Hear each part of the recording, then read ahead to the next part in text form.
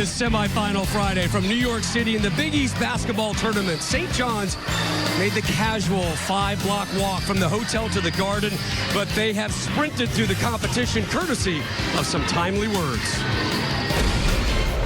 When you get called out, we are so non-athletic. We just lack toughness. I'm really disappointed in my team. You either respond, Rick Pitino, who's been preaching toughness, or fold.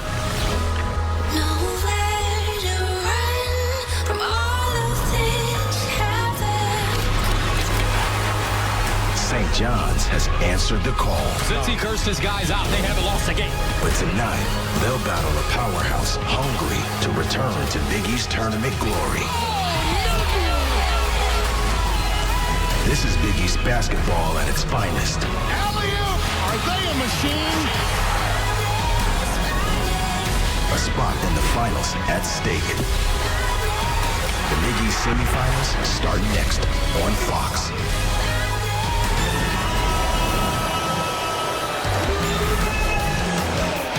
College tip-off is sponsored by Progressive. It's slam dunk savings today. Since those words by the Hall of Fame head coach Rick Pitino, his Johnnies have rattled off a season-best 6 straight wins. Can they make it 7 against the defending national champs from Connecticut? We welcome you to the 45th edition of the Big East basketball tournament. Live from the world's most famous arena, Madison Square Garden. It is semi-number 1, top seed UConn, fellow Big East OG St. John. How big is this one? The great Walter Berry in the house for this one. Man! Rob Stone. Donnie's excited about Donnie Walter Marshall, Berry. former Butler head coach LaValle Jordan here with you.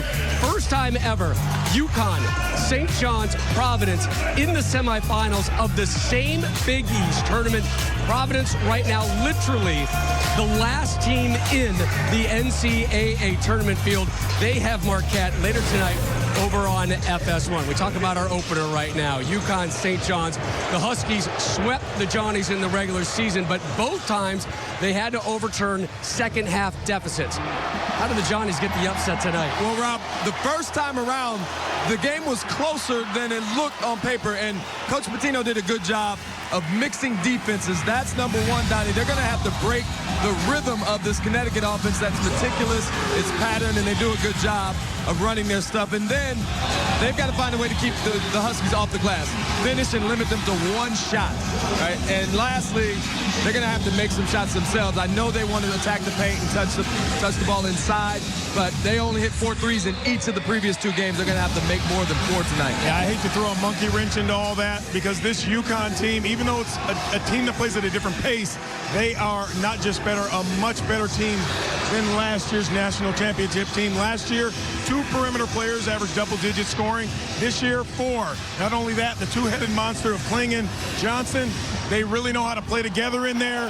Danny Hurley has these guys playing at the highest level, but anything can happen. That's why we're here today. Who do you think the home team is tonight, right? I mean, idea. A split, maybe even more UConn fans in the house. This is the 4th straight Big East tournament semifinal appearance for the Huskies, but they are 0-3 in those games. Rick Pitino and St. John's look for the upset next.